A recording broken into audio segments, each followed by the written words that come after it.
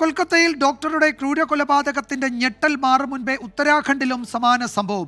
നൈനിറ്റാളിലെ സ്വകാര്യ ആശുപത്രിയിലെ നഴ്സിനെയാണ് ബലാത്സംഗം ചെയ്ത് കൊലപ്പെടുത്തിയത്. പ്രതി ധർമ്മേന്ദ്രകുമാറിനെ പോലീസ് പിടികൂടി.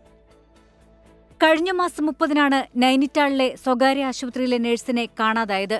2 ദിവസം മുമ്പാണ് നഴ്സിന്റെ മൃതദേഹം ഉത്തർപ്രദേശിൽ നിന്ന് കണ്ടെത്തുന്നത്. ജൂലൈ 30-ന് വൈകുന്നേരം ആശുപത്രിയിൽ നിന്ന് മടങ്ങിയ യുവതി വീട്ടിലെത്തിയിരുന്നില്ല. ഇതേ തുടർന്ന് സഹോദരി തൊട്ടടുത്ത പോലീസ് സ്റ്റേഷനിൽ പരാതി നൽകുകയായിരുന്നു. 9 ദിവസത്തിനു ശേഷം ഉത്തർപ്രദേശിൽ നിന്നും നഴ്സിന്റെ മൃതദേഹം കണ്ടെത്തി. യുവതിയുടെ ഫോൺ കേന്ദ്രീകരിച്ച് നടത്തിയ അന്വേഷണത്തിലാണ് പ്രതിയിലേക്ക് പോലീസ് എത്തിയത്. ഉത്തർപ്രദേശിലെ ബറേലിയിൽ ദിവസവേതനത്തിന് ജോലി ചെയ്തിരുന്ന ധർമ്മേന്ദ്ര എന്ന ആളാണ് പ്രതി. രാജസ്ഥാനിൽ നിന്നാണ് പ്രതിയെ പിടികൂടിയത്. ക്രൂരബലാത്സംഗം ചെയ്ത ശേഷം സ്കാർഫ് ഉപയോഗിച്ച് ശ്വാസം മുട്ടിച്ച് കൊലപ്പെടുത്തുകയായിരുന്നുവെന്നാണ് പോലീസ് പറയുന്നത്. 24 ഡൽഹി.